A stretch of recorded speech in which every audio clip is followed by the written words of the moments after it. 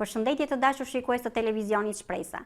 Sot kemi nderin të kemi të ftuar sekretarin për çështjen e pronave për qeverinë teknike të Partisë Shpresa Demokrate, zotin Artan Boçi. Zoti Artan, përshëndetje dhe mirë se keni ardhur. Përshëndetje, faleminderit për ftesën. Zoti sekretar, pse kthimi i tokës te pronarët legjitim ende mbetet një proces i papërfunduar, i padrejt? Cila është zgjidhja konkrete që propozoni për ta mbyllur këtë kapitull?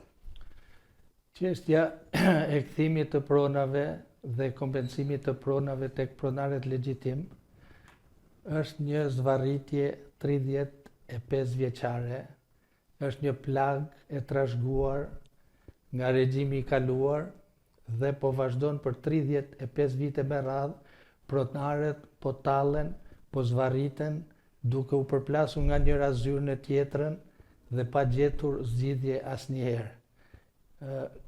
Por ne si Parti Shpresa Demokrate po punojmë për një plan të detajuar, të saktë, që kjo padrejtësi kaq e madhe, kjo plag kaq e madhe për shoqërinë shqiptare, për ekonominë shqiptare të marrë fund një herë e përgjithmonë.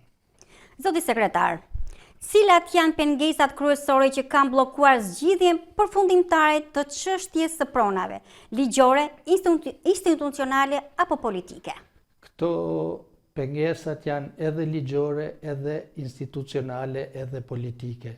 Pengesat ligjore janë për arsye se për 35 vite ligjet kanë ndryshuar, se cila parti, edhe majtas, edhe djathtas, ka ardhur, ka bërë ndryshime në favorin e saj dhe janë bërë ndryshime vetëm për të mbivendosur prona, për të grabitur dhe asnjëherë nuk janë bërë ligje, një strategji afatgjatë për të zhvilluar ekonominë kombëtare, që prona të kenë një siguri juridike dhe pronari i ligjshëm të marrë atë që i takon. Por mendoj se tani këtyre zvarritjeve po ju vjen fundi, ndryshimi i madh po vjen, është punë orësh dhe toka do shkoj tek i Zoti. Toka do shkoj tek pronari i ligjshëm, tek ai që e ka bler me flori, e ka trashëguar nga të partë e vet. Të gjitha këto çështje do zgjidhen një herë e përgjithmonë.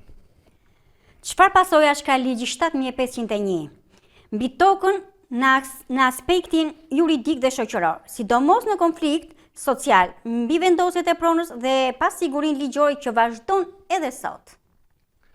Ligji famkeq 7501 është ligji që ka shkatruar ekonominë shqiptare, shoqërinë shqiptare, ka sjell pasoja katastrofike si nga ana ekonomike, ashtu edhe nga ana shoqërore. Nga ana ekonomike, duke mos mundur investitorët që të gjejnë rehati tek prona, të gjejnë anën juridike të saktë. Pra prona është fragmentarizuar me shirita në mënyrë që të shkatrohet ekonomia shqiptare. Kjo është me qëllime dashakeqëse nga fqinjët tanë djallëzor, serb, grek, të cilët kanë ndikuar te politika shqiptare që të bëhet ky ligj kaq famkeq.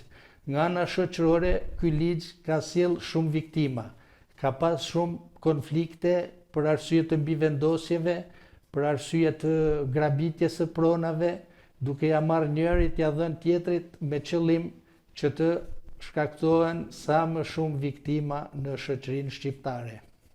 Zoti sekretar, sa ka ndikuar mungesa e sigurisë juridike të pronës në zhvillimin ekonomik të vendit, në investime serioze dhe në largimin e të rinjve? Absolutisht që ka ndikuar në mënyrë marramendse, sepse çdo investitor që vjen për të investuar, qoftë ky shqiptar apo i huaj, do një siguri juridike të pronës.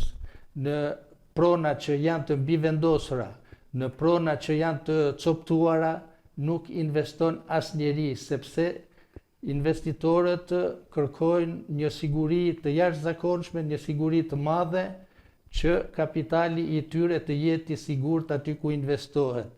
Fatkeqësisht në Shqipëri kjo nuk ka ndodhur, prona ka qenë gjithmonë me probleme, unë di me 10 raste që kanë ardhur investitor, kanë kërkuar sipërfaqe të mëdha, të konsiderueshme toke për të investuar në bujqësi ose në industri dhe kanë hasur në probleme të jashtëzakonshme me dokumentacion, me mbivendosje dhe janë tërhequr. Kjo pra është goditja e madhe që i është dhënë ekonomisë shqiptare për 35 vite me qëllime dashakeqëse. Zoti sekretar, a mund të thuhet se deri më sot prona është trajtuar më shumë se institucion elektoral, se sa si reformë shtetërore afatgjatë, e drejtë dhe i qëndrueshme? Kjo është shumë e vërtetë që prona është përdorur në fushata elektorale, sepse ne dim shumë mirë që partitë politike në fushata gjithmonë kanë bërë propagandë, kanë bërë legalizime, kanë thënë do kthehet prona e cila nuk është kthyer asnjëherë, pra ka pas qëllime për ta lënë zvarritur pronarin e tokës, siç dihet që pronarët e tokës kanë qenë familjet më të shkëlqyera të këtij kombi dhe me qëllim ja lënë pasdore që të emigrojnë, të largohen nga Shqipëria dhe të heqin dorë nga prona e tyre. Cila është strategjia konkrete për zgjidhjen e mbivendosjeve të pronësisë dhe për krijimin e një regjistri të saktë, përfundimtar dhe të besueshëm të pronave në Shqipëri? Shpresa demokrate me të ardhurën e qeveri do bëj një inventarizim të gjithë titujve të pronësisë në Republikën e Shqipërisë, qofshin ata privat, qofshin shtetëror dhe të aseteve dhe pronave të konfiskuara nga korrupsioni dhe krimi i organizuar.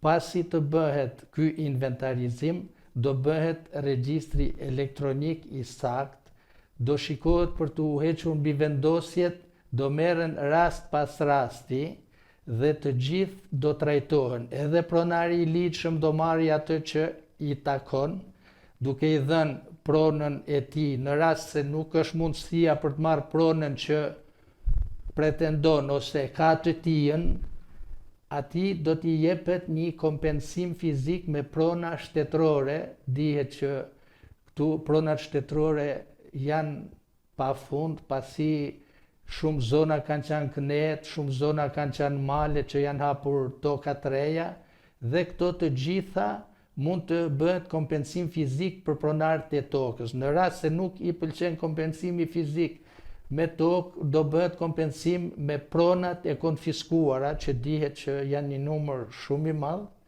dhe ka mundësi plotësisht që pronarët e ligjshëm të jenë të kënaqur, por edhe ata që janë të mbivendosur nuk do lihen pas dore, sepse nuk kemi kohë për të krijuar prap konflikte sociale, të gjithë do jenë të rregulluar, të gjithë do marrin atë që ju takon dhe në një kohë sa më të shkurtër. Zoti sekretar, cili është mesazhi juaj për pronarët që presin prej dekadash drejtësi dhe për investitorët që kërkojnë një siguri juridike për të investuar në Shqipëri?